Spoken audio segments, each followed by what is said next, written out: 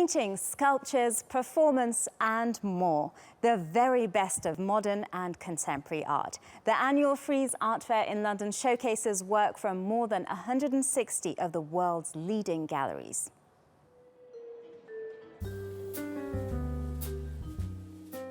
From weightlifters to balloons shaped like cartoon speech bubbles, artworks from around the world are in London this week as part of the Frieze Art Fair.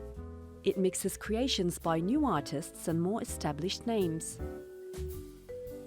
Installations, sculptures and paintings are on display. And just a 15-minute walk away are the Frieze Masters with about 130 galleries showing older art. So it's no wonder that these two events have reigned over the London art calendar for years. The two fairs between them show the best art being made today all over the world at Frieze London, and then also historical art at Frieze Masters, so from the year 2000 backwards. 20th century art, old masters, ancient art, all presented in a very contemporary context. And then of course in London, the galleries and museums in the city all put on their best shows this week. So it becomes an unmissable week in the city. One artwork at first glance is a fun, colourful and silly space for visitors to find some relief. But Julie Verhoeven's The Toilet Attendant Now Wash for Hands actually has a serious message. It takes on the invisibility of certain workers as well as labour ethics. In like a art fair environment, there's such ridiculous etiquette and extremes, and people behave quite appallingly at times, I think, and I wanted to test that, really, magnify a few things. There are numerous solo shows and group presentations by women. And while there have been some improvements in gender equality, the art world is still dominated by men. I think men definitely sell for more money and are seen as being more saleable, but because there's so many women being shown now, I think in decades to come, when they start coming up at auction, and there are as many women as men at auction, and the work, it becomes so valuable because it's so historic. It's making historical changes. You'll see prices going up, but I do think we're decades away from that. The purpose of Frieze London is to sell art, but the fair has also become a form of cultural entertainment. About 80% of its visitors are expected to go purely for fun. The enjoyment will last until Sunday. To tell us more about the Frieze London, senior staff writer at Art News, Nate Freeman, joins us now on Showcase. Hello and thank you for joining us. Of course, glad to be here. On its 14th edition this year, tell us about the history of Frieze London.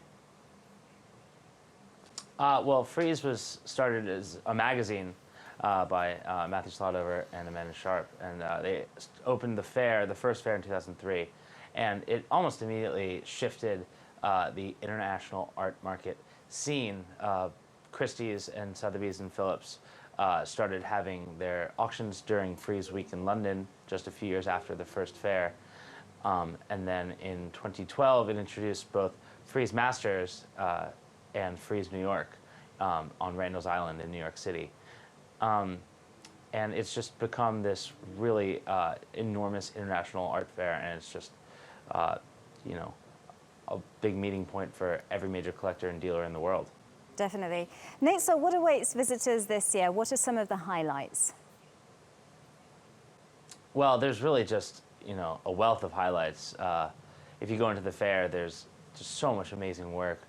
There's this beautiful Anish Kapoor sculpture at the Lisson Gallery booth that's particularly stunning. You could see a lot of people taking selfies in it.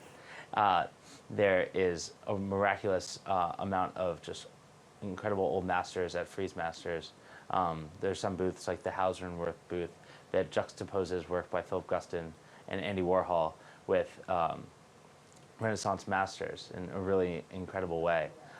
Likewise, the Hauser and Wirth booth at Frieze London takes on the look of an artist's atelier and places the work of 46 different artists around the booth, and also scatters a bunch of ephemera such as wine bottles and you know, empty cans of soup to make it look like it was an actual artist's studio. Frieze projects is as, you know, entertaining and intriguing as always, especially the work by Frieze Project's prize winner, Yuri Patterson. And there's so much other, exhibitions in London to take in. Philippe Perrineau's show at Turbine Hall is particularly incredible, a real wondrous display there at the Tate Modern. Tell us about Focus, which is part of Frieze London, and what it hopes to achieve.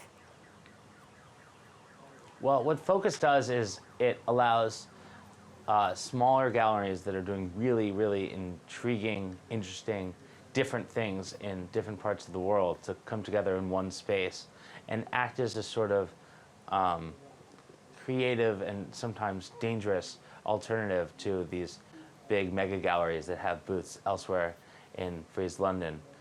So you can, essentially walk from the cool art scene in Bogota to the cool art scene in Berlin to the cool art scene in New York in a matter of steps. And that's what Focus does so well.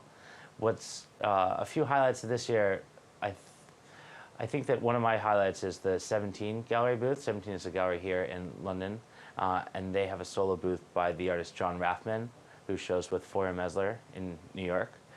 It's a virtual reality booth, so you sit and put on this virtual reality set and then just go into a whole other world. John Rathman is, I think, one of the most talented artists, young artists, in the world, and it's really exciting to have a new project by him here. Nate, before we go, in your opinion, has Brexit or will have an impact on the art scene and or sales? Well, we've already seen that it's had something of an impact just because the sort of lower value of the pound compared to the dollar and the euro, I think has spurred on sales at Frieze this year. I talked to a lot of dealers who said that the works that they were selling in pounds were sold rather quickly, and they weren't sold to British collectors. They were sold to European collectors or American collectors. And I think we'll continue to see that at the auctions that begin tonight at Christie's and tomorrow at Sotheby's. But also there's caution, there's hesitation. The markets are in flux both here and to some extent in the United States, in Brazil, in China. So to some extent people are hesitant. It might not have been the buying bonanza in the first few hours yesterday that it is every year, just because, there's a lot of unease in various parts of the world. Right. But the art market is healthy. Still healthy. Nate Freeman, thank you very much for joining us on Showcase.